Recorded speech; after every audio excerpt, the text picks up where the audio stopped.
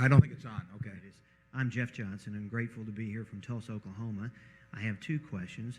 First, I was hoping you could explain or offer an opinion as to why investors in property casualty insurance companies are willing to accept traditionally below average type of returns.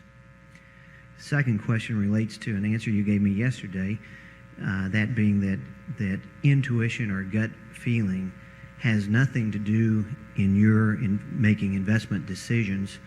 I was wondering if there is anything subjective in yours and Mr. Munger's assessment of whether or not you like someone, and how it is that you determine whether or not you like the lord of the castle. Mm-hmm. Well, I don't know, Charlie, do you want to answer that second part? Well, we spoke about agency costs,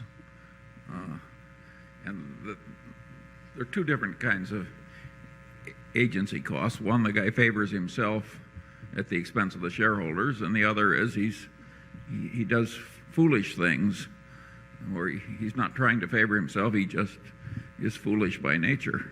Either way, it's very costly to you as the shareholder. So you have to judge those two aspects of human character, and they're terribly important. And on the other hand, there are some good businesses so good that they'll easily stand a lot of folly in the managerial suite. And much as we like perfect people, I don't think we've always invested with them. But generally, we like people who are candid.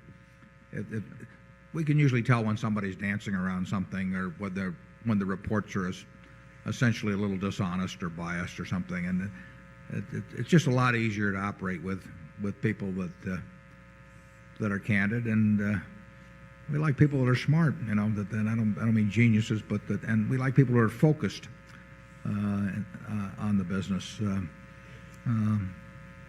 It's not real complicated, but we generally, you know, there may be a whole bunch of people in the middle that we don't really have any feeling on one way or the other, and then we see some that we know we don't want to be associated with, and some that we know we very much enjoy being associated with. Averaged out, we've been very fortunate. Very lucky. And your other question, you said, why is it that these investors accept below average results? Well, in the nature of things, approximately half the investors are going to get below average results. They didn't exactly accept it in advance, it's just the way it turned out. And the money tends to be fairly captive once it's in a company. I mean, it takes a lot. If you have a business that gets subnormal returns over time,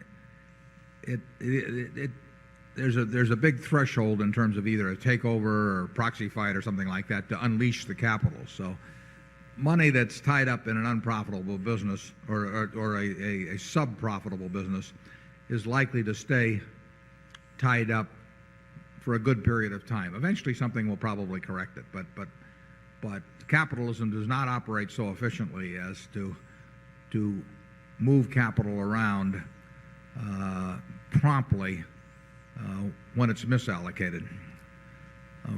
We are in a better position to do that when Berkshire owns a company, and obviously we're in no position to do it because it involves something we don't want to do if we own it through some other enterprise. We just sell to somebody else who takes our chair at the table, in effect.